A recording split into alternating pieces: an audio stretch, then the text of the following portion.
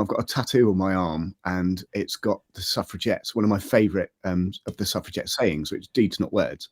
And the dentist said, "Oh, that's a lovely tattoo. Where's that phrase come from?" And I explained it to her, and I said, "Yeah, they're the most successful domestic terrorist group that the UK has ever seen."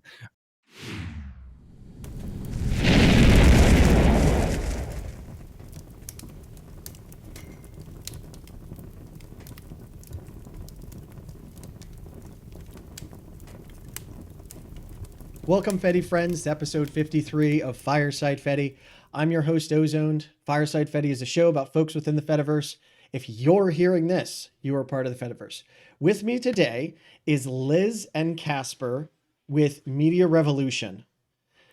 Established, and I love this. I looked this up on their page, and I love this, and I'm going to read a massive chunk. So if you don't want to hear all about Media Revolution, come back in a couple minutes, and then we'll learn more about Liz and Caspar. But established in October 2024. Happy anniversary, by the way.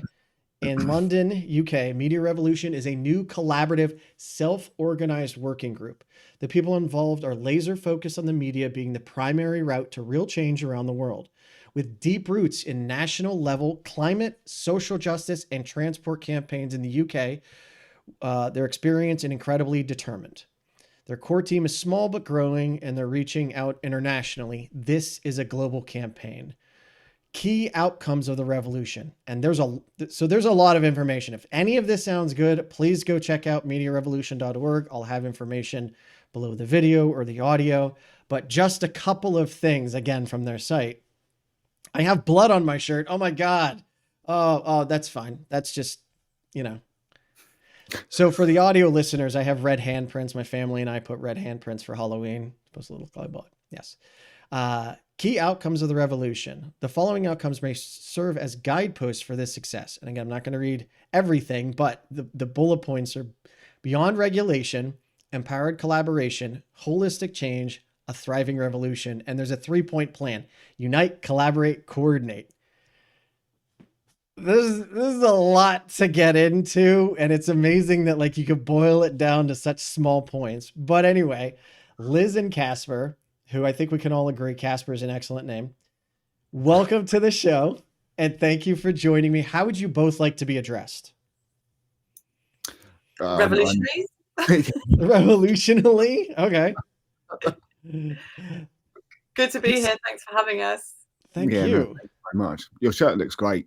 Thank you. We tried. I mean, it is, I guess, kind of morbid that it's my kid's hands on my shirt that's bloody, but Halloween, right? And they made it for me. So it's super I guess special. I love it. Yeah. So it's Liz and Caspar, right? She, her, he, him. Oh yeah. She, they. Okay. She, they. Okay. He, they. Okay. And then the way we normally get every show started is, how did both of you get to where you're at today?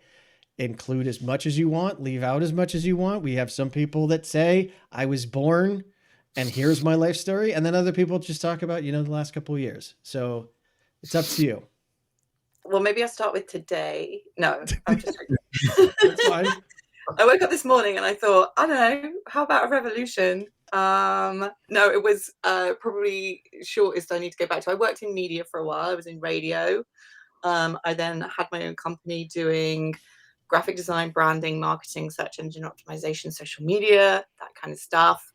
And I ran that for 20 years before I realized that, I was, environmentally aware and aware that there was just sort of an ongoing, decline of nature that was aligned with the increase of consumerism, and I was part of that problem, and I didn't want to be anymore. Yeah. So I joined the climate movement, in particular Extinction Rebellion at the time was just popping onto the scene. So I joined and I got on the street, and then I became a coordinator and organizer, and I ran some really big marches and big shutdown of mines and getting arrested and stuff. And it really showed me how to use what skills I'd got from previous experiences in a really positive way. And I was hooked and I wasn't going to do anything else. And then I guess I experienced the the lens issue, the issue of the lens, the media filter that we're living under, that any activism or any protest or any, you're silenced, you're othered, whatever your cause is, if it's human rights, if it's civil liberties, whatever the issue is, the environment, you are, at the mercy of media coverage. And so I met Caspar. Well, I've known Caspar for many years. Caspar was already media obsessed, and he showed me the way of, it's media. We used to have this little joke, it's the media. And then we sat down and we said, right, what's going on in the media landscape and what needs to happen? And lo and behold, we decided that we needed to do some coordinating and bring our skills to the Media Revolution campaign, which we concocted over the last year. That's me. That's and Caspar, we'll get to you in a second, but like I love that you were a part of the system, so you know how it all works. You know the intricacies, at least from your experience, and now you're using that. That's one of the things on the Fediverse that a lot of people are like, well, I don't know how to help. Well, what do you know to do? What do you like to do?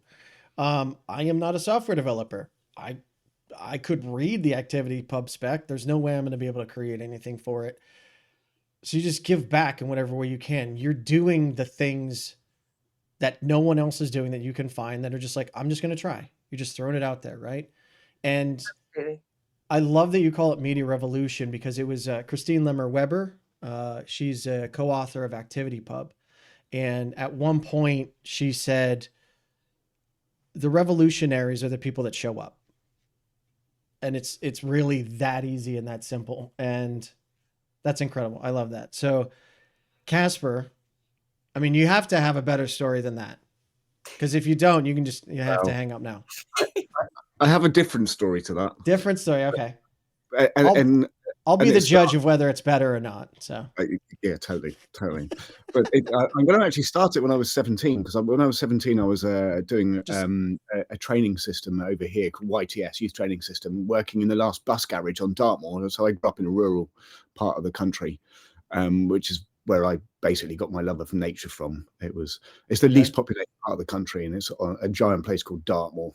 Lots of old Neolithic remains and Stone Age remains and stone circles and giant tools and stuff. But anyway, there I was, 17 years old, working in this bus garage, and part of my job was to run the taxi to the few people that lived outside of the range of the bus service. Oh, wow.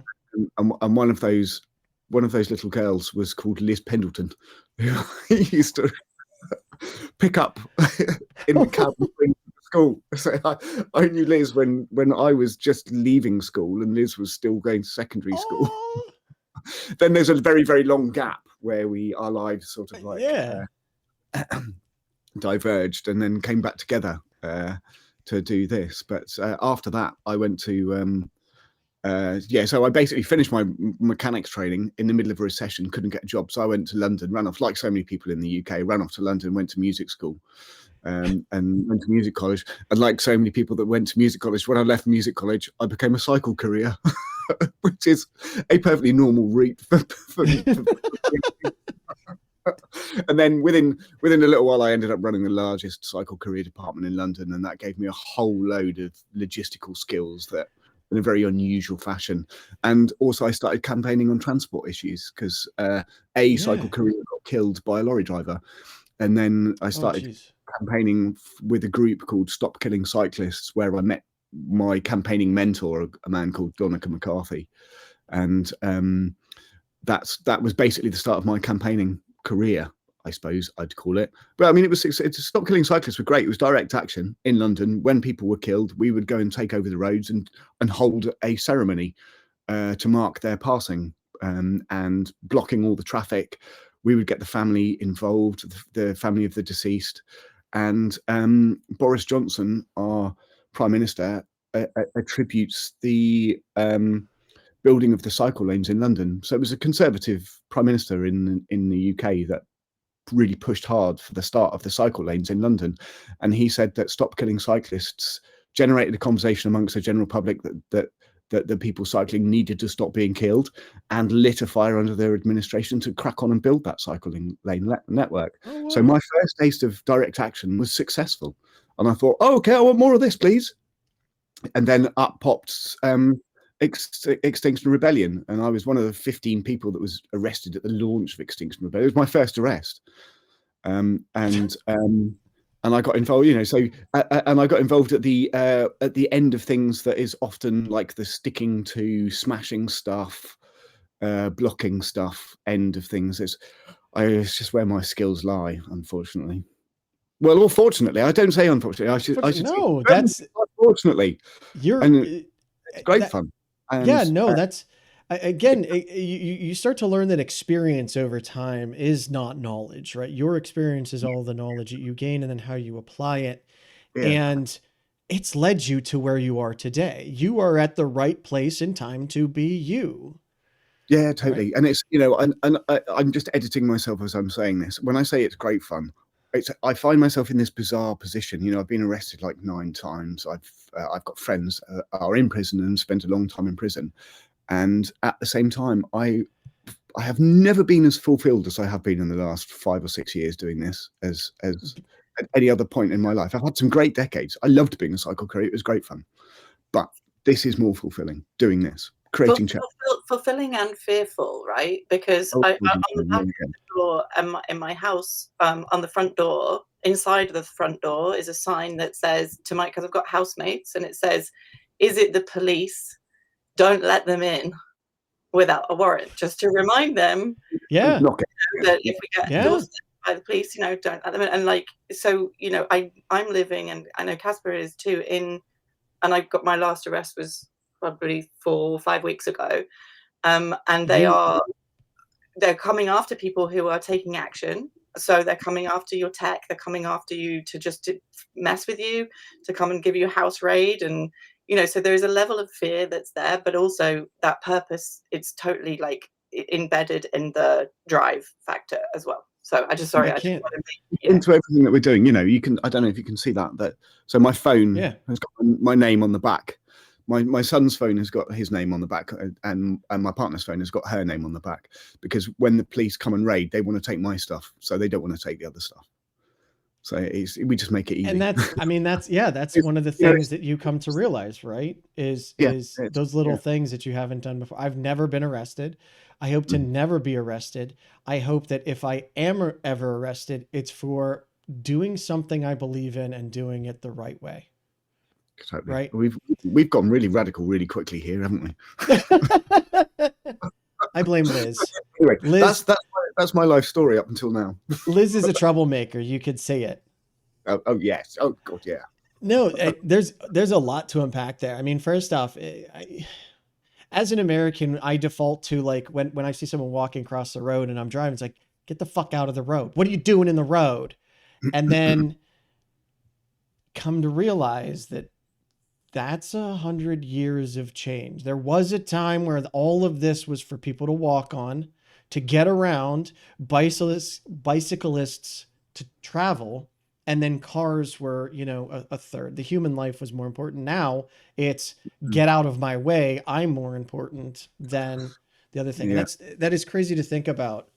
So it's one of the, you know, I'm not going to go down this rabbit hole very much at all, but you know, jaywalking is illegal in the States, and it's not illegal over here, you know, and that's one of the fundamental differences of how we approach our public realm compared to how you approach your public realm. Yeah. You're muted. Liz, we can't hear you. Sorry, folks. I'm back with you. I was going to say it's got it as a segue straight back to media, because the motor normative, what's the word? Motor normative or car brained. You know, our media over here is very car brained. People driving have more rights than people walking. Yep. According to the media. And it's the same in the States. Well, and it's funny because the way that they pitch it in such a thing like, you know, motor vehicle accidents have gone down this year. There was a time when they were 0 because they didn't exist, right? Like we don't, and we have the technology to not need to rush from place to place, but we don't have the time. we actually have the technology to get from place to place faster than we do if we were to drive. But yeah, that's true. Yeah. So then where was it that, and I can only imagine. So you hadn't seen Liz in a long time, right? And then all of a sudden you're somewhere and you two just bump into, you're like, oh my God, Liz? And you're like, Caspar, it's been forever. You're like, hey, you want to go fuck some shit up? Let's go. How does I think it was something like that, because we'd probably seen each other, our families, and my family is around here. I moved away but came back.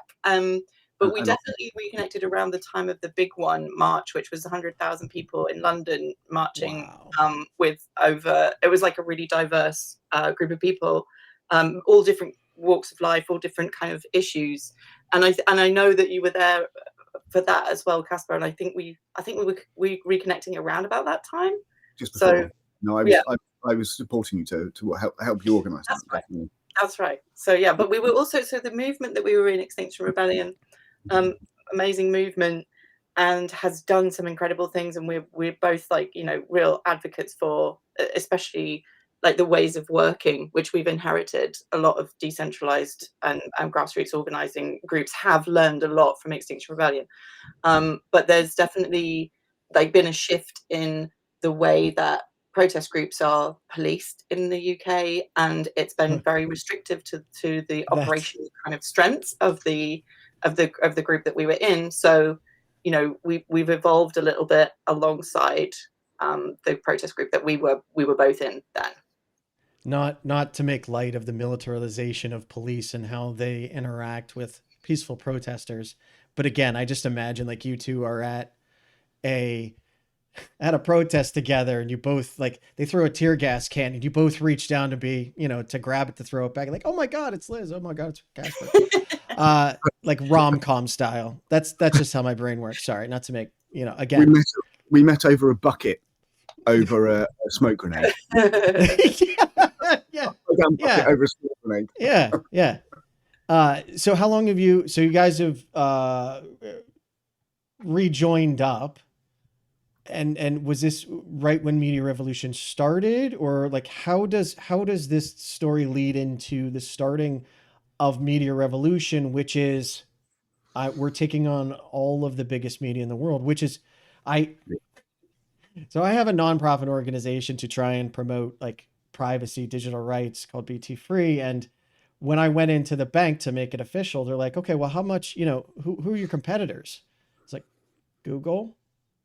And they're like, oh, well, good for you. And I was like, thank you. Yeah. It's like, I don't know how to answer that honestly, but like, yeah, just everyone that's awful that we all hate. So but how do we get to the starting a Media Revolution? Because it's not that old. It just started. Right? Yeah. Actually, that's what taking on Elon Musk wasn't on my bingo card for this year, but you know, turns out like that's hey, well, someone's gotta. So we're gonna give it a go. I think there was a project that was inside the climate activism space, which was looking at how protest groups and how the climate issues were misrepresented in the tabloid papers, right? Broadly in the tabloid papers. There was a little group of people who, there's a fantastic guy called John Fuller, props out to John. He, for 5 years, bought every single mainstream newspaper out of the newsagents and went through every page looking for how are they reporting the climate crisis and how are they reporting on protests about the climate crisis. He diligently took a photo of each of those articles and uploaded it into a WhatsApp group which had about 150 activists in, who were keeping an eye on what's the media narrative, how are they representing the protests, how are they reporting the climate crisis.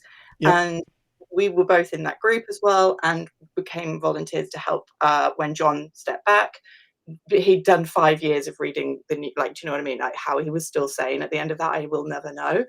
But he also set up a group of a sort of meeting of activists and organizers to talk about really what he'd been seeing in those 5 years and what we're going to do about it. And we were in that meeting, and we basically saw, you know, a great opportunity in the room from people who were interested and had lots of kind of passion for the problem, talking almost like slightly at odds with each other about what the solution was. Oh, we've got to do this, and we've got to do that. And it was like, it was a bit sort of frenetic, but we mapped out at that point that a lot of the conversation fell under some main responses, 4 core responses of what to do. So it's either replace the media with something better, regulate it better, radicalize, go to the root of the message, better representation, or resist. And in the room, there was like a dialogue of like, which one was best, which should we do first, or which one's going to have most impact. Sure. And we came up with this theory that actually it's about the overlaps. If that's a Venn diagram, there's a sweet spot in the middle where we can work together. And that was where the idea for Media Revolution came from. And we spun off instantly into like action of talking to people and trying to work out how we could make this come to pass. Coordinated collaboration, I should say. Yeah. So okay. Whew, there's a lot there. So you, wow. I mean, this is, we're in this, you're going to keep coming across this, Anthony, but, we both had slightly different roles in that, as, in the climate movement as well. So I was very much from the very beginning of the inception of this, the big group Extinction Rebellion that has made some massive changes to the government over here.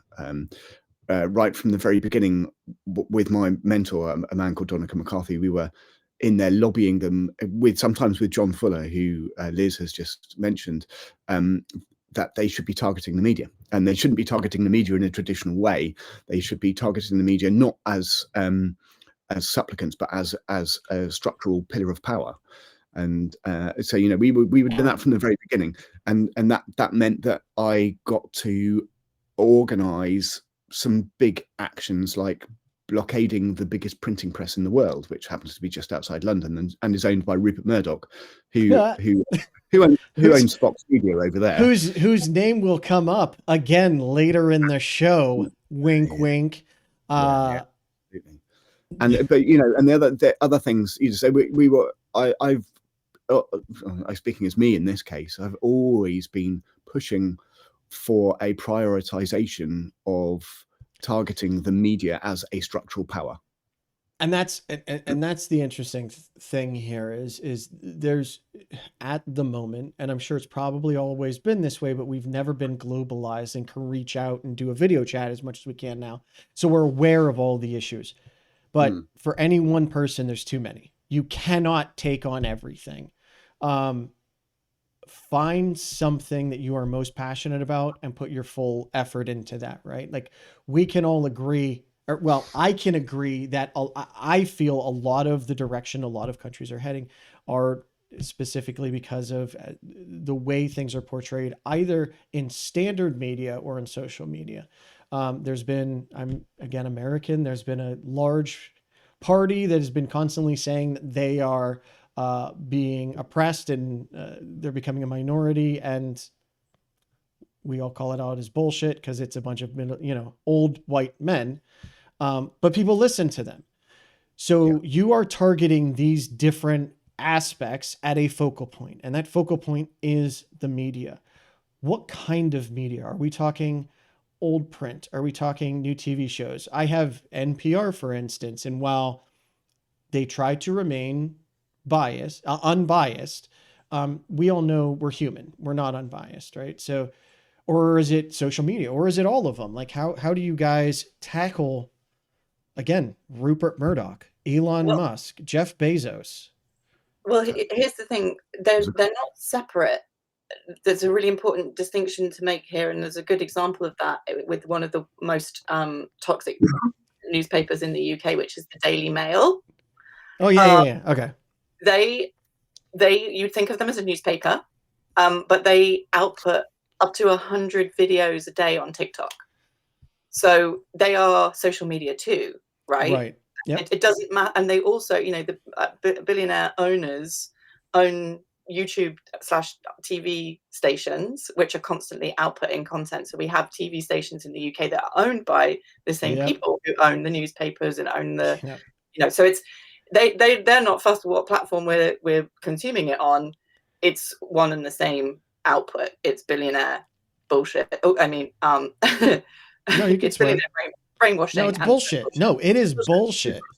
Yeah, and it's I think it's the same to say it's not like across the board the same level of bullshit, and it's not the same type of bullshit, but ultimately it will track back to if it's being paid for by the billionaires. Right. It's bullshit. It's going to have division in it. It's going to have divisive language. It's going to have disinformation in it. It's going to be there to control a narrative or create a certain kind of reaction and response from people because it's corporate. So they're doing clicks and readership for money, and that means they perpetuate the same kind of output. So you don't need to tackle like just Elon Musk or just you need and it also like going to tackle Elon Musk is like, well, probably quite difficult because he's actually got a lot of money. But actually, if we start with people don't want to consume billionaire bullshit, they just don't know that that's what's happening. So we start with an education piece, we start with empowerment, we start with grassroots learning, we start with media literacy that looks at the problems, not just empowering you to become more protected, but like, let's look upstream. How do we divest our attention economy from those toxic systems into something better? And that's where movement media comes from. Well, it's a thing already, but we're just, amplifying that, which, as you know, from the Fediverse, is one of those things. And I it's interesting because we were talking before the show about any one person having this much power. And for anyone that's out there listening right now, and you're like, well, I would never direct a narrative like that. If someone was doing an expose on you about some private thing that you are private, but you are a person of power and you have the ability to squash it or at least change it, it's very addictive to do that, right? If I have the power to influence anyone's opinion or anyone's narrative about me, you get to that point, or you dismiss them and your millions of followers are like, oh, well, they're just an idiot then, right? Like no one should have this much power, this much influence, this much money. There was, I want to say it was like 5 or 10 years ago, a YouTube video that came out that showed all of the different, so the way in the US that we did it was we had different, what were they called? News organizations all around, but they were still the same, like Fox. And it was like 15 minutes long of every single broadcaster stating the exact same thing. And it was fucking creepy. Because that one person came up with that, and now literally that just instantly got dispersed to millions of people. Yeah. It's horrifying. I think there's a modern philosopher who I do not agree with an awful lot about, but he is called Stephen Bannon. A modern philosopher. Okay, yep. I'm familiar with. He's from a very different politics to me. He has very different politics to me. But one of the things that he often says is not, it's. I can't remember where he gets this quote from, but always look upstream. What form above what how does culture come about? The politics and culture, and basically he'll always go upstream, and he always stops at the top, and the top is media for him. So culture is downstream of media, politics is downstream of culture, and like the just simple words. Again, we look at it as like, how can it have that much control? Prisoner versus hostage. That's huge. There's two huge differences. Who gets to decide, right? And those imply two massively different things while also ending up in the same result, right? Totally. I was in a dentist chair just the other day, and I've got a tattoo on my arm, and it's got the suffragettes, one of my favorite of the suffragette sayings, which deeds not words. And the dentist said, oh, that's a lovely tattoo. Where's that phrase come from? And I explained it to her, and I said, yeah, they're the most successful domestic terrorist group that the UK has ever seen. And she went, oh, what? Right. And I said to her, "Oh God, you know, you wouldn't have the vote if it wasn't for them. They were incredible." And she was like, "Oh, I thought that you were. I didn't realise that you supported them." And you know, there's two things. I was sitting there going, "Yeah, I'm not going to get a tattoo on my arm of something I hate." But the other thing I was just sitting there thinking was, "Oh, that was really an interesting reaction to the framing, because you know they were arsonists and bombed 360 bombs in 18 months, and they have been peace washed. But you know, now everybody sees them as heroes." Yeah, and my latest arrest is on terrorism charges for holding up a sign. Yeah. That literally says, "I oppose genocide. I support Palestine action." That's what my sign said. And so, you know, I waited for 10 hours to get arrested by 6 police officers, and now I am a supposed terrorist. I mean, in the United States, we're facing the same thing, right? Anti-fascist organizers, which they don't exist because it's a loose term of grouping of people, right? And now they can classify as anyone that's terrorist. And this is language. This is the control. This is the control of language. It's that, you know, it didn't start with gas chambers. It started with language. Propaganda. Yeah. I mean, not to make light of it, right? But everyone knows Star Wars. What is a rebel? Someone rebelling against the government. And in that instance, the Empire is the government. They have every right to protect themselves. So you're just a terrible, rebellious terrorist, whereas the other side sees themselves as freedom fighters. Now, that is very much a black and white situation, and this is not. But that's literally what it comes down to. Those little words make massive differences. I remember, and this haunts the shit out of me, Barack Obama, when he was in office, he signed a budget that added on to it that anyone classified as a terrorist can be held within the United States without trial forever. And his response was, "Well, I'll never use it." That's nice. He's going to be in office forever, right? Oh, no, he's not. So this is a little bit more morbid than we really talk about, but yeah, but like that but it's real. It's important. You need the conditions to come around, you know, to come about with revolutionary action. It's the conditions that have become, you know, we're acting because, and I'm privileged. I'm white. I'm born in the UK. I've got, you know, stable upbringing, and able-bodied, and all those other things. Yep. And you know, I'm oppressed still, like in the weirdest way. Like, you know, you wouldn't. It's a real like head spinner.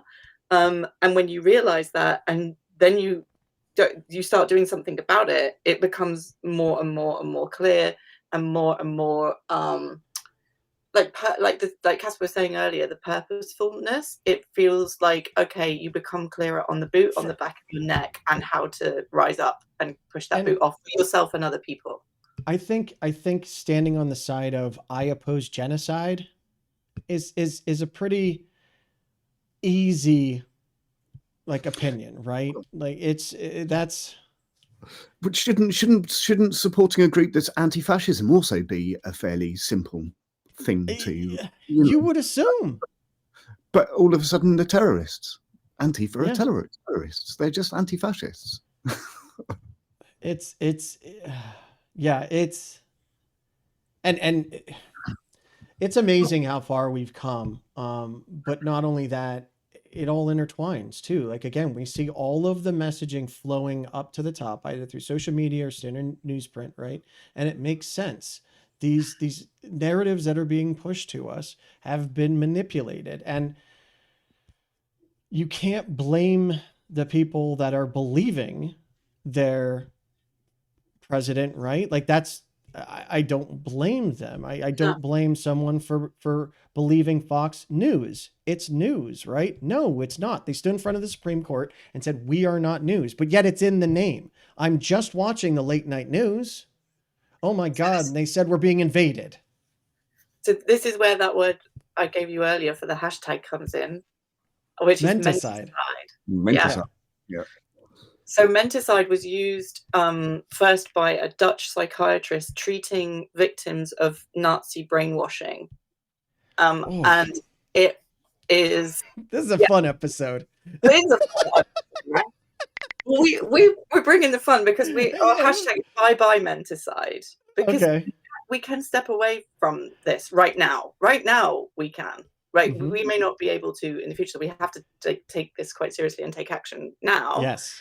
But it was, so this is about consent, right? The guy who coined that term was a guy called Joost Meerloo. Great name, great guy. He wrote a book called The Rape of the Mind.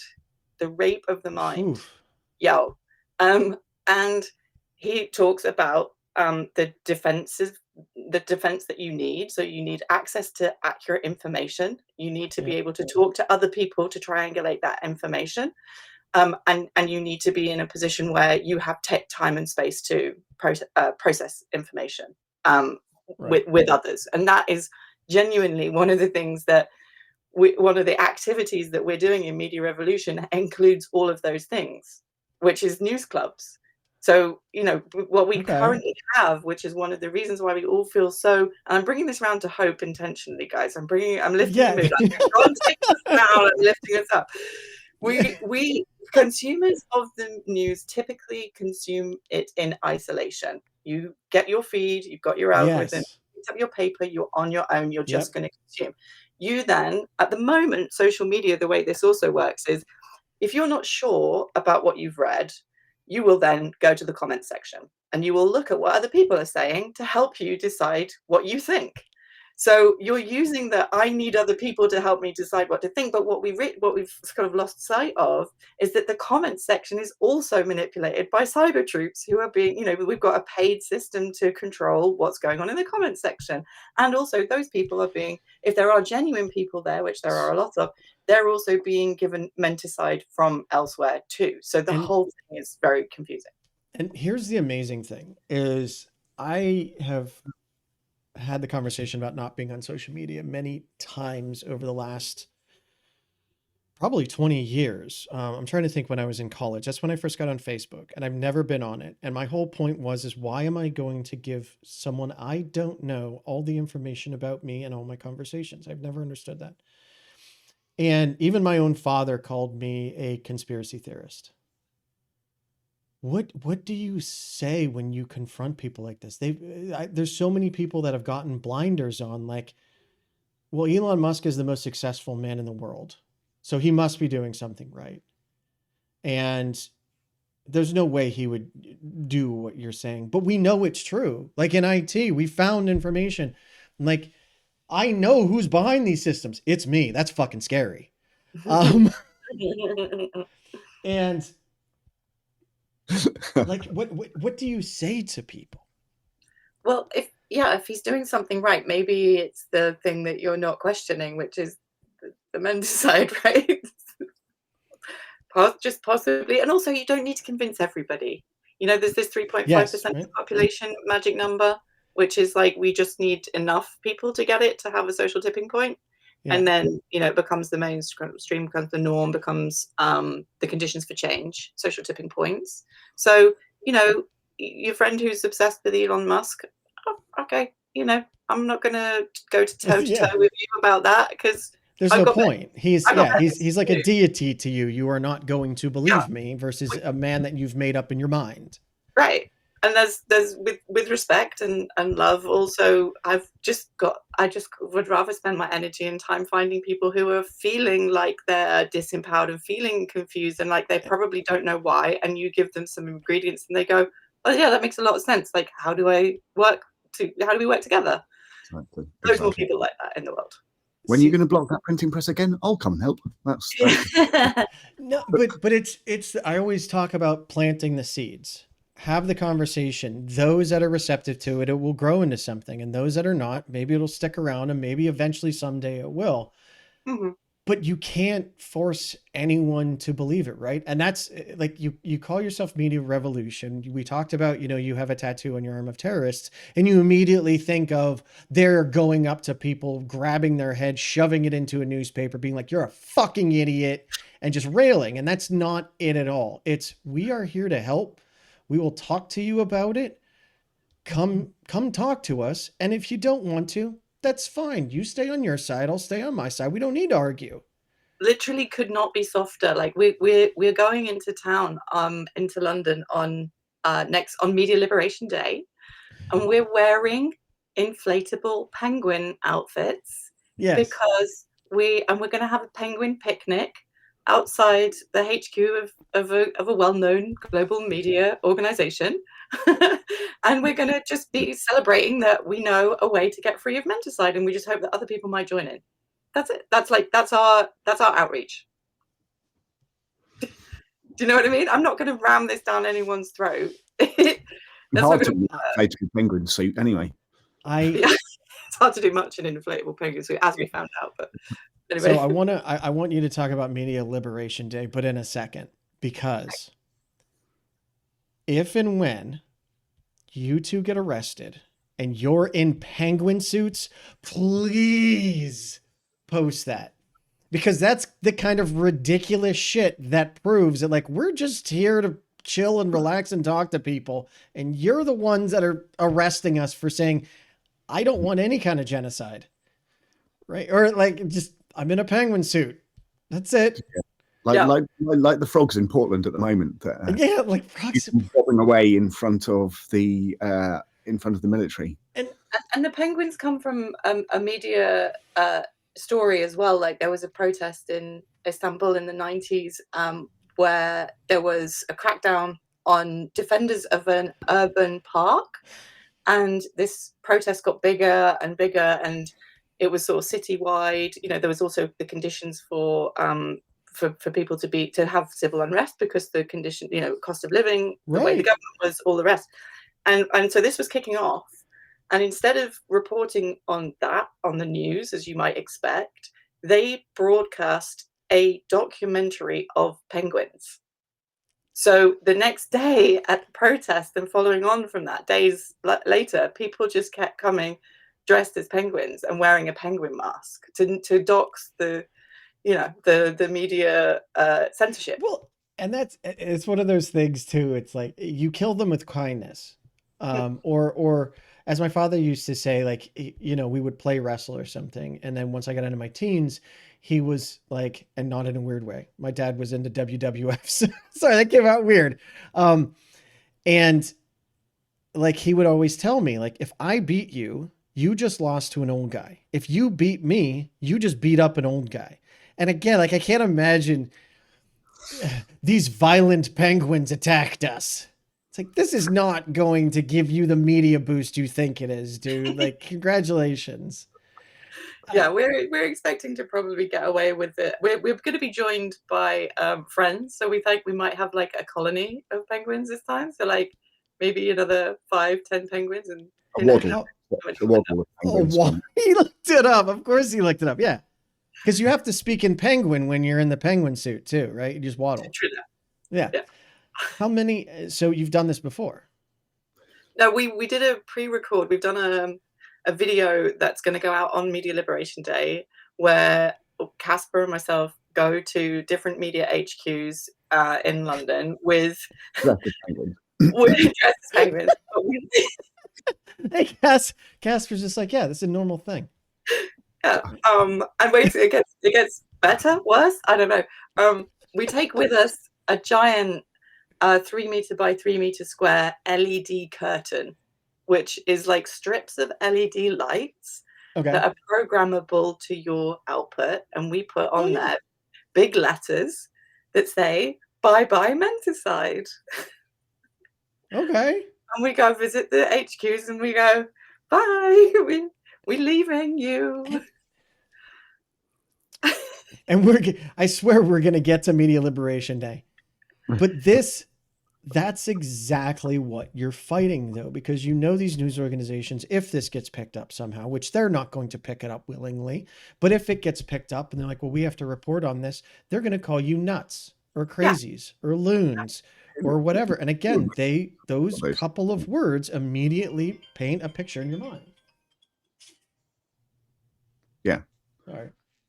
Yeah. We've seen exactly the same thing happen over here with climate campaigners. There was a report by a think tank called Extremism Rebellion, and the group is called Extinction Rebellion, and basically that taught the press to call us eco-zealots and eco-terrorists and things like that. And then eco-clowns as well. Yeah. I mean, so there's this term that's being, I'm full of new words, and I get excited, but because we're talking about words are so important, right? The technique of media constantly going on at someone or calling them names and getting has also got a term. It's monstering. So when they pick out a celebrity or a politician and they go after them relentlessly with, like, you know, pulling out their dress sense or their whatever their ethnicity and whatever the thing is that they go, they like get their jaws in and they keep going and they keep going. Often sex stories, you know. Yeah, some story from that, but yeah. So that's called monstering, and it's used as a political weapon for any MP or any political person who's like wants to make change, because they're fearful of monstering. They're like, they know that the press has got that control. Well, and so you worked for the press. You've seen this? Is it a conscious choice, or is it someone's bias slipping through? Like, oh, Liz is she's a weirdo. It's how they got rid of Boris Johnson. You know, he was monstered by the Daily Mail and then replaced. So it's endless. There was a Twitcher scandal, wasn't it? One of his MPs, and they just went at him, and it took them once they decided to do it, it took them 4 days they monstered him. And in 4 days he resigned. So, you know, front pages, double page spreads, he's got to go, he's lost control, all of this sort of thing. And he resigned within 4 days because of the Daily Mail. So it's a technique of abuse, and it stacks up on top of press intrusion into people's lives. You know, there's the phone hacking scandal, there's the intrusion, they hiring private investigators to stalk you. You know, okay, so when we were talking about going up against, you know, starting the media revolution, we did have a long sit down and a think about it and a talk about it and go, oh, well, are we ready for this? If it was successful and we pit ourselves up against the big players, are we ready? I'm like, yeah, come at me. I'm ready to go toe to toe, but they're not going to, because you know about the Streisand effect. Have you ever heard the Streisand? Yeah, of course. Yeah. So Streisand effect, they don't, you know, if they want to hide us, so they're not going to want to. We've put out a press won't release. So, you know, we know we're not going to get coverage. Well, and it's interesting because you don't think you're on a list somewhere. 10 years ago, so I'm an IT nerd. I run Linux. I've been running Linux for 18 years. It came out about 5 or 10 years ago, I think it was 2015, that the NSA had a list of those that run Linux because they are seen as subversives. So when I started working at Red Hat, any new person that was coming into my group, I would let them know that they're on an NSA list somewhere, and they would laugh. And I was like, no, this is real. Like, just a heads up. They got nothing on you, but just because of the fact that you know, are working here. It's weird to think that time and money is spent on that, but they have the opportunity, they have the funds to do it, so they do it.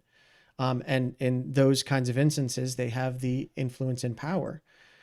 So Media Liberation Day, first off, what is it? What do you do? And then how do we come back from where we're at? On the day, there are a number of different launches, things which actually align fairly well with the responses that we mapped out earlier, the 4 core responses. One of those is the interface with Newsmast to get ActivityPub to get to the Fediverse. So for the listeners that know what that is already, then, you know, I don't need to explain it. Right. But for anybody that doesn't, it's how to get to decentralized social networks with no ads, no algorithms in the easiest possible way. So we're working on that. That's one part of it. But one of the other key parts of what happens on the day is we're announcing the formation of a media consumer union. So consumer unions have been a really fundamental part of improvements in standards in healthcare, in transport, in all the things, building regulations, like everything that is in your life that is safe now that wasn't before has largely been affected by consumer power. Media consumers, we don't think of ourselves necessarily as buying a product, because as we know, a lot of this stuff is free. When it's taking our data, we become the product. It's kind of confusing, but we are all media consumers. And if we unionize, i.e. you join a thing, you say, yeah, I care, yeah, I'm up for making some democratic decisions via a vote about what we do, and I put in a nominal small amount of membership fee, so $1, a pound, whatever, that says that's an annual fee, and I'm like, yep, that signs me up. That way you build a community of people who are engaged in a topic and who are prepared to leverage their attention economy with a targeted boycott. That way you've got something to do to tackle the big systems, right? You can have the conversation, which is, you need to improve your privacy standards, or 1 million people are going to exit your platform tomorrow. Wow. What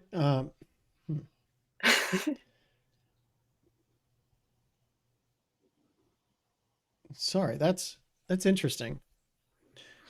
So first off, my camera keeps following me. I keep turning it off, but then I realize that I have handprints on my shirt, so it keeps engaging again. So if it's following me, I apologize.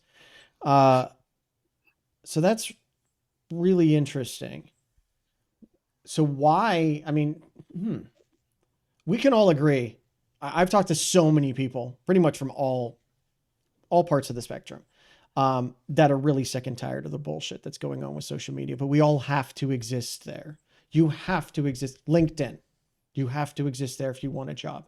You have to exist there if you want to move to a job. If you want to network with other professionals, if you want to know what's coming up next, you have to be on LinkedIn. Why should people trust your union? Democratic process, right? Membership engagement, membership vote. That's what, there's a clear statement of why we're doing this and what the intention is. And it's to have better protection for the end user. And it's making itself very clear in its intention to give consumers the power to make the decisions, and to do that in a collective manner, which is where our power comes from, that stronger together. Yes. Yeah. And I'm all for this, by the way. I love the sounds of this. I will join this if there's like an American thing that I can join, because I wholly agree with this. I'm sick and tired of we default to Amazon for everything or something like that. So I'm all for this and helping other and having folks share knowledge with me about who is doing what and trying to make things better. What kind of stuff do you vote on? Like, are you talking about, again, just like we're going to boycott this, or this media organization, we will classify it as, factual or propaganda, that kind of thing? Because like there's media bias fact check. I pretty much always go to that website and check it. So where does the vote lie for those kinds of things? Well, that's going to be made with the members, right? So you do a lot of polling and you do a lot of surveys, and you help them to understand what they have as consumer rights, or what they perhaps would want to have as consumer rights that they don't have. And you engage them in a process of saying, would you prefer if, when you're using LinkedIn, it didn't track every XYZ part of your privacy? So maybe it's an incremental change that you can leverage by saying to LinkedIn, there are this many people who want this change. Here is a reasonable step that you can take to improve your privacy standards, or whatever the thing is, or whatever the platform is. You give the education and the opportunity to the consumers to express an intention and express a desire to have that thing change. You present it to the media outlet and you say, your users want this, and they're prepared to take away their business if you don't do them. If you've got enough of those people, you get that change. Interesting.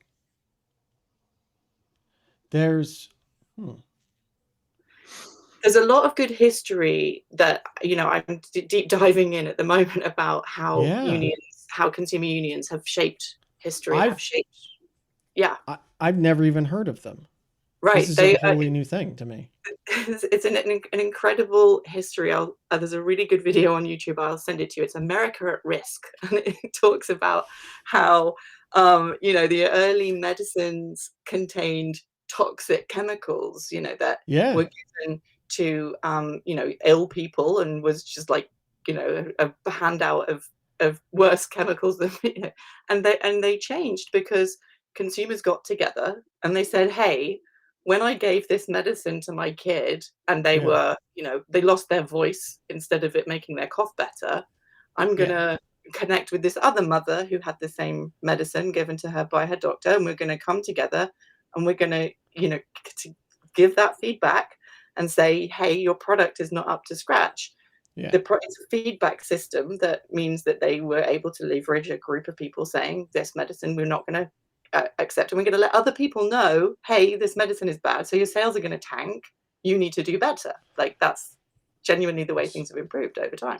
So this makes me think of, though, like the anti-vaccine movement, though. A lot of it is anecdotal hearsay evidence that people have taken on. It's just awful for you, right? And we live in the situation we live in now. But the democratic vote on something, like, is that like a democratic vote for everyone? Because maybe not everyone knows everything, or maybe it's more of an emotional response. How do you handle something like that so that you know that it is based in science, that, hey, Tylenol, there's no connection to autism, but, you know, there are some members in your organization that feel that they need to push that? Complex, but possible. You know, thankfully, we're in an age where we have access to an incredible amount of information that we can be fairly certain of its accuracy and its scientific rigor, and it's peer reviewed and all the rest of it. So, and thankfully, we're dealing with things which are probably a little bit easier to say, you know, easier to talk about privacy. We're easier to say, that when we talk about content moderation, you know, there's an easier path for us to identify that child porn is something that we don't want our platforms to you know, perpetuate and to allow that to happen.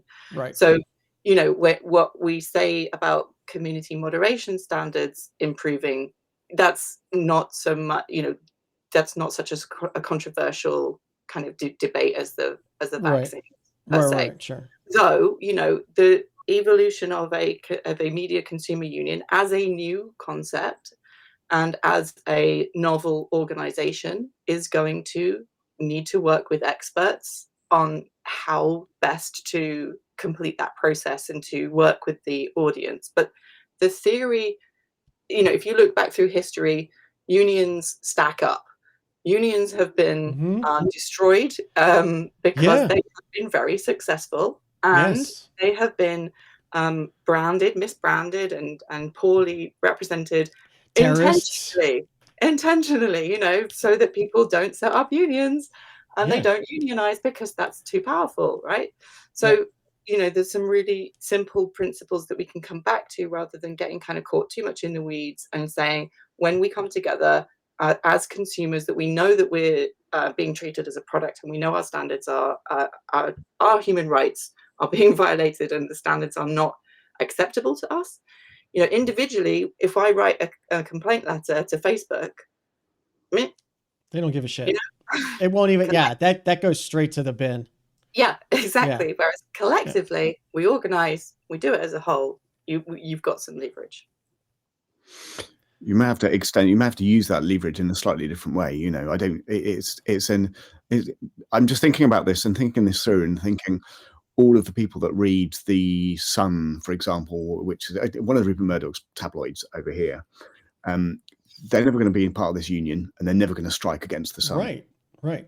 You know, but that doesn't stop you from having power if you have a large number of people that want to target the Sun and do it by leveraging influence at government policy level, for example.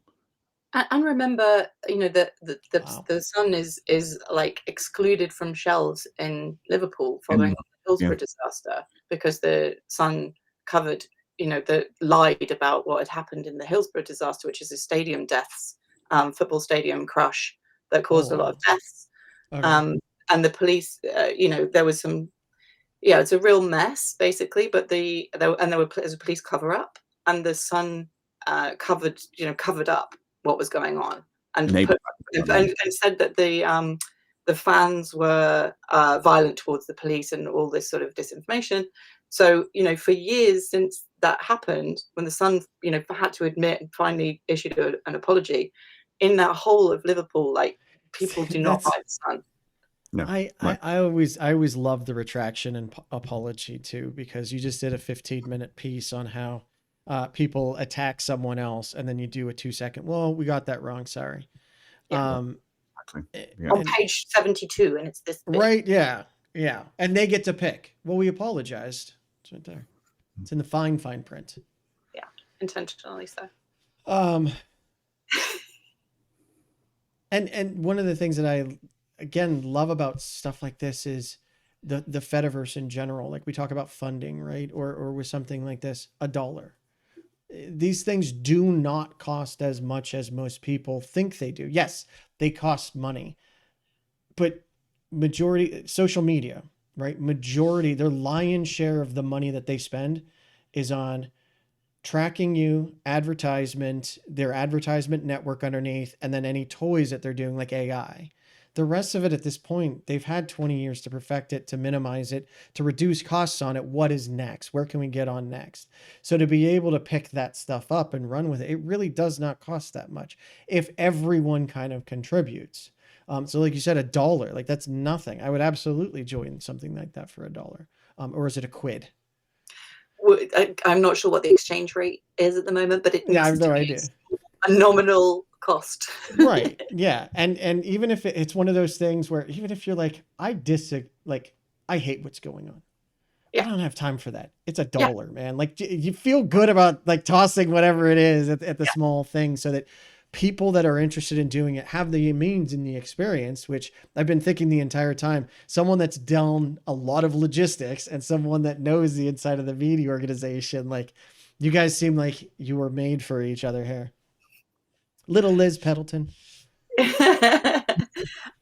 yeah, I just to come back on what you just said there, I think there is an opportunity for people to pass over the authority and to gift their decision making to somebody that they trust, and they need to trust us, okay? Right. And we need to build that trust, and we want to do that in a very open and transparent way, and talk about everything that we're doing in a really transparent way. And we also want to empower them so that there is a sense of agency, that they're involved in something big, that they're involved in making change. And if they want to have more involvement, if they want to come to meetings and they want to have a say, they can be involved. Like, this is as much how they want to steer it. This isn't, it's a process that is dependent on the involvement of others to make this work. Yeah. We're so successful on this planet. And one of the reasons that we're the most successful animal on this planet is because we're so incredibly adaptable. We're the most adaptable thing here, and that is mentally adaptable as well. And unfortunately, what I think is going on is that we've picked absolutely crap leaders, and they're shaping our adaptability how they want, in a way that suits them. So we're talking about the tech bros, the billionaires, the Rupert Murdochs of the world. And if we come together and choose better leaders, we will be, most people are nice and are friendly and want to be more of that. And it's, and if we put the right things in place, that will happen. When in a actual functioning democracy too, even if you have a shit leader, in theory, they're outweighed by the not shit ones. You're not going to agree with all of them. That's impossible. But when you start stacking one side or the other that does not represent the actual interests of the people, but act in the interests of the billionaires, whether intentionally or unintentionally, right? Like, again, we can all agree that the situation in Silicon Valley, the next bubble, whatever the hell it's going to be after the AI one, it's not tenable. Like people are suffering. People in frog suits getting fucking gassed and things like that's not. Where's the violence in that? This has been a sobering show. This has been really fascinating though. You say that there's people in frog suits. What about and also the people in Jamaica? They've just been totally flattened. Absolutely flattened.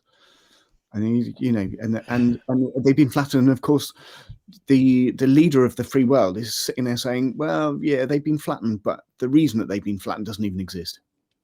Yeah. we have to come up with better and stronger ways to measure how shit it is. We have to recategorize. It's got so fucking bad. We have run out of scale. We have to invent some new scales for how bad it is. Shit. Let's like look at that and take a fucking take a moment and go, no, that's not okay. No, yeah. Yeah. No, I've always found it hilarious that yes, thousands of scientists around the world are all conspiring while they make almost no money whatsoever, conspiring to overthrow governments around the world because it's fun versus a couple of people at the top that have vested interest in staying at the top. It's mind-boggling. So what's the best way that people can help? Wow. Okay, great question.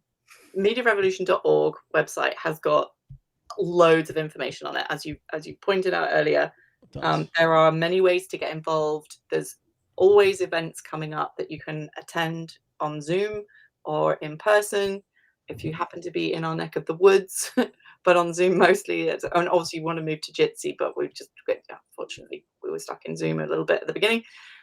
So events is a great way to get involved. Join us on MoMe.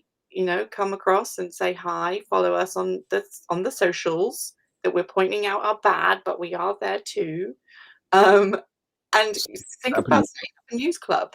News clubs are really accessible. You can do it with friends. You can do it with family. You can do it with co-workers. You do 3 or 4 people. It's the minimum for a news club.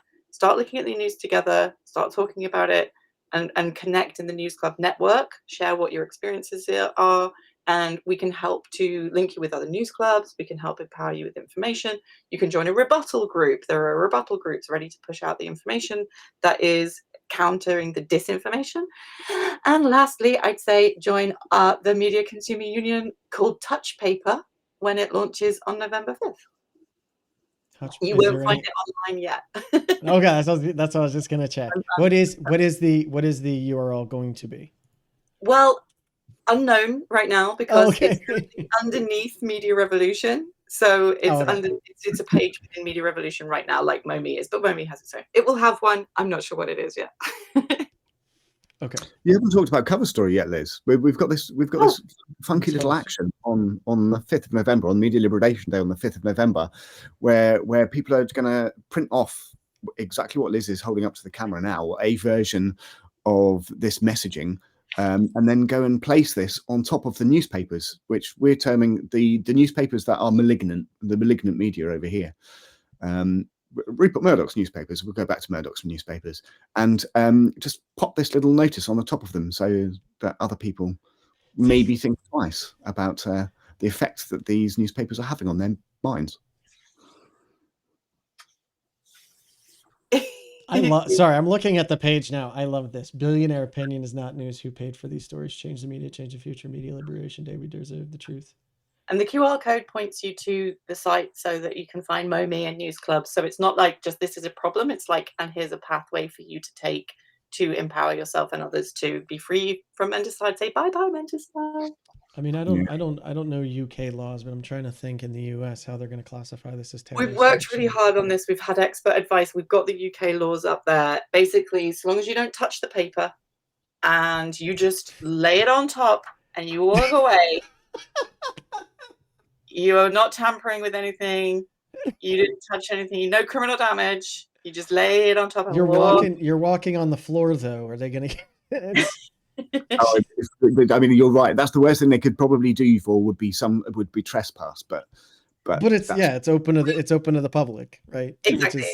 We also suggest if you want to go and buy your lunch from the shop, then that's fine too. Yeah, exactly. Yeah. But so check the laws in your country. Be careful if you're in a store where there's an aggressive security guard. Be mindful. Just do one and run away. If you're in a store where there's lots of papers and no security cards, do them all.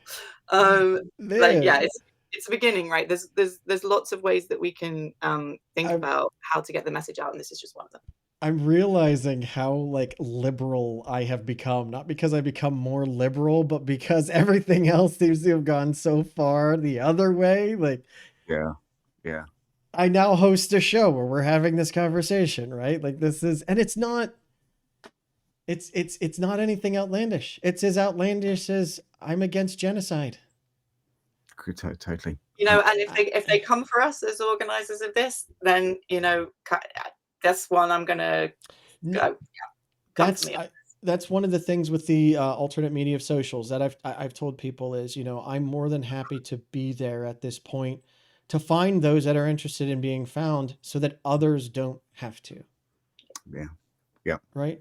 I don't want to be on there if there was an option to not be and get our message out, but it is slowly, it's going a trickle, but those voices need to be out there somewhere to help people realize there's better ways. You have a choice in this. We don't have to keep putting up with this shit.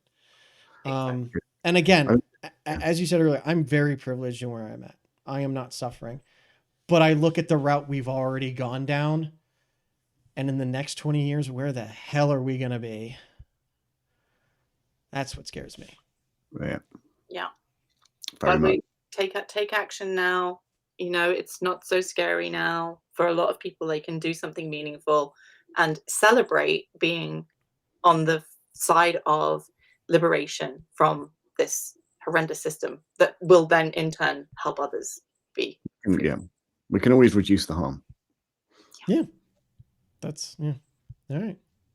Now, for the real reason I asked Liz and Caspar here is to give them the opportunity to win a prize of a lifetime. Oh, yes. Our prize today is a trained fox that only gnaws on Rupert Murdoch. Yes, my favorite sort of fox. Yeah. I thought about a private police force, but we know that you've met a lot of police intimately enough, so we figured you didn't need that anymore. You ready for the quiz? Oh, yeah. I think so. All right. First question. Favorite movie and why is it Spaceballs?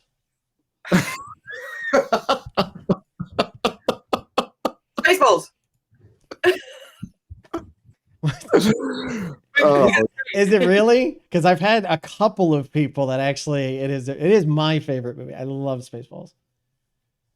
It's Never Ending Story because you know, it is great. That's it. well, for me today is Ex Machina or Ex Machina, which one was that? Is that the one where the guy builds the robots? Yeah. Yeah, that one's creepy as shit. Yeah. Never Ending Story. Actually, which one? 1, 2, or 3? I think there's actually a fourth too, isn't there? is that the original, whatever, probably the first Okay. one. The one When with you actually look at that from a 30,000 foot view, that movie is also really creepy and dark. the But- nothing. The nothing is The coming. nothing. Yeah. Nothing. Yeah. The the nothing. horse as well, dying. Yeah, Betrayed right. you. Heart Betrayed you. attacks. That kid should have won an Oscar for that performance. Like, dude. If you enjoyed that as a kid, do not watch it as an adult. I tell you now, though, it will ruin everything. Oh, really? Yeah. The special effects, that sleep Doesn't dragon, hold up. was like super amazing. It's in your mind. real. Yeah, no, don't watch it again. I promise. So let me ask you this: if your favorite movie is The Neverending Story, what is his mother's name? Because I still to this day don't have a clue what that kid yells out. You don't know either. Jennifer, no, I don't. I pass. Does Caspar know?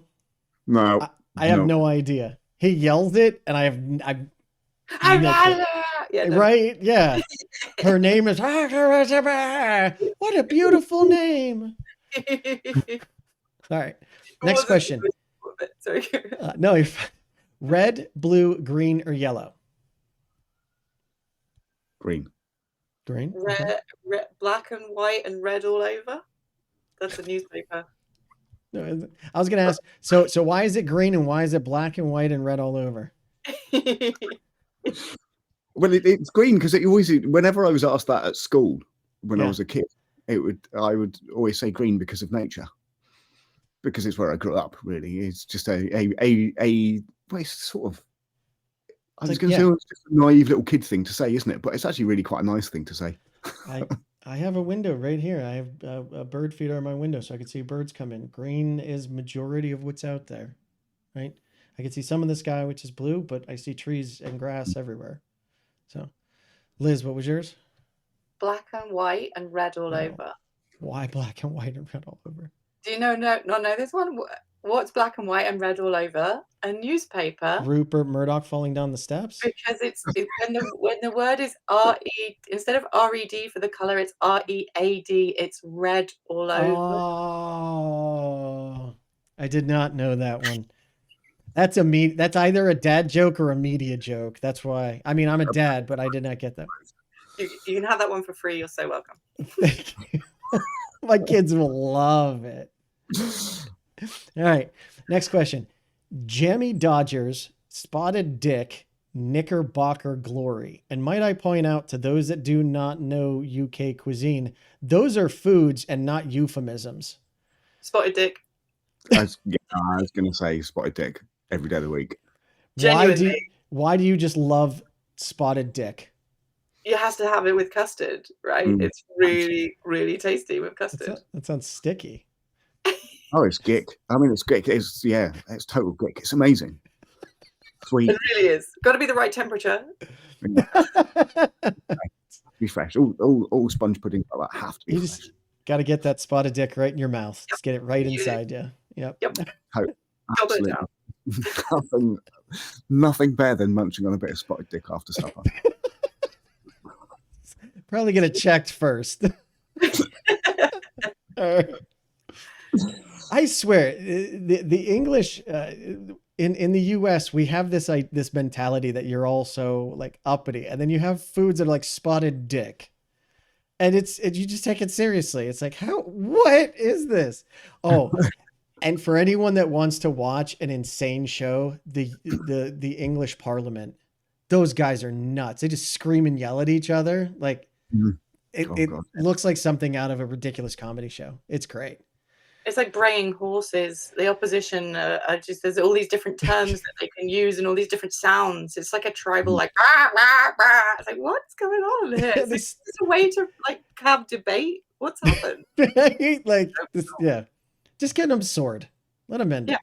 I mean, like let's see. Really go at it, guys. Oh, you don't want to now. We just want to stand there and yell at each other, right? Gotcha. Okay, next question is, what does an alternate universe Liz and Caspar do?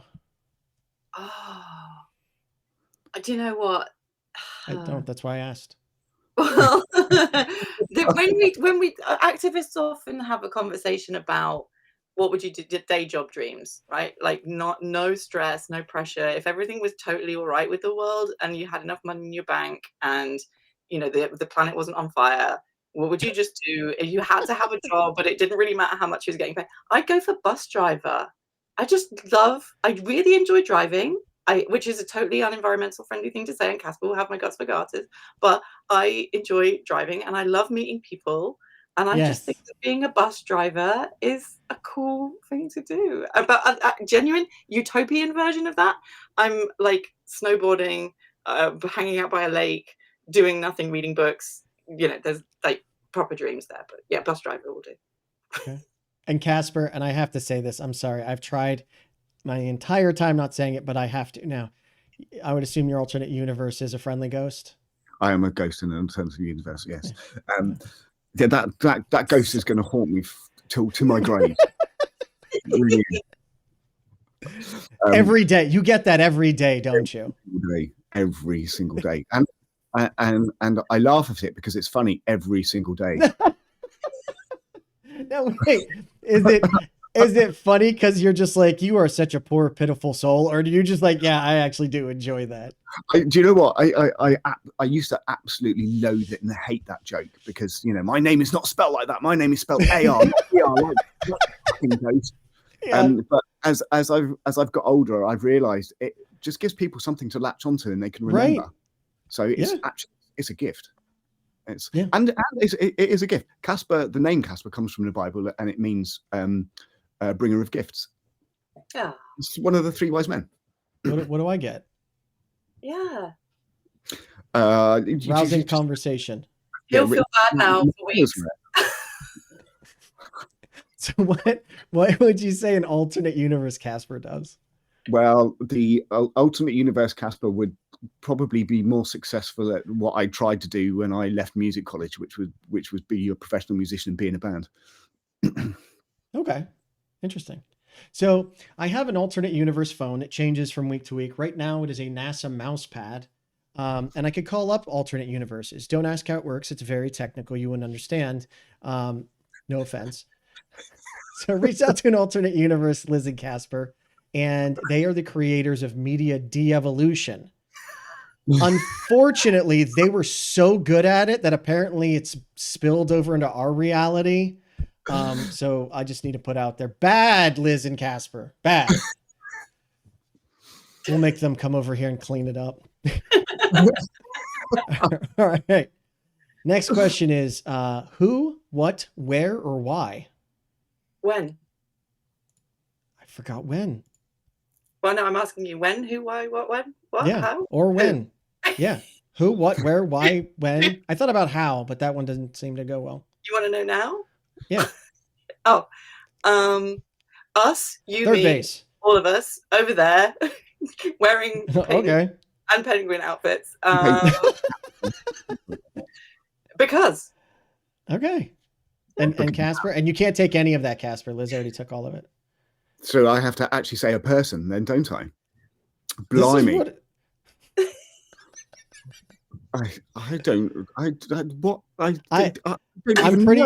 I'm pretty sure that was the most English thing on this show ever, was blimey. I love that. Yeah. Talk up now. Please follow it up with a spot of tea.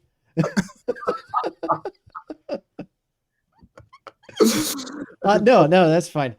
It's interesting. When I always have these questions in my head, I always imagine them going one way and people take them in such a different way. I was just wondering like, which would you pick word wise, but no, that was great. I love it. Okay. Then as usual, the last question will be sent to Liz and Caspar telepathically. So please make sure you open up your telepathic lines and I will send them to you. Take your time because these questions are always very long, very complex because they're sent telepathically instantly. So I will send it now. You ready? All right, there it is. I know it's a massively huge question. Take your time and let me know your answer. Whoever is ready, whenever you're ready. MediaRevolution.org. Okay. And Caspar, you can't take that one, so. Well, no. It was the Kingfishers. It wasn't me. All right. There you go. And it's interesting how you two came to such different answers to that very same question. But, hey, you can interpret it however you want. Congratulations. You got every answer correct or incorrect. Good job. Unfortunately, I won't be able to give you your prize of a trained fox that only gnaws on Rupert Murdoch because we thought it was too inhumane for that fox to be anywhere near Rupert Murdoch. So maybe next time. But thank you guys so much for joining me. I hope you enjoyed it. I had a blast. Is there anything you guys want to say before we head out? Oh, thank you so much for having us. It was absolutely a wild ride. Yeah. I really thoroughly enjoyed it. So I really appreciate your time and your questions and your skill that you bring to this. You are part of the media revolution, and we couldn't be happier to be connected. I am happy to hear that because this shit needs to change. Right? Like, oh, but thank you so much. And everyone out there that's watching, that's listening to this, thank you all so much. Again, not that it's my saying, but a very famous person once said, you are a part of the media revolution. And this doesn't work without you folks here. So really, thank you. Share things out. Doesn't have to be my stuff. There's no algorithms. Share it out organically if you like it. I don't know. I got nothing else to say. Thank you all so much. You have a great day. Catch you next time. Bye. Thank you.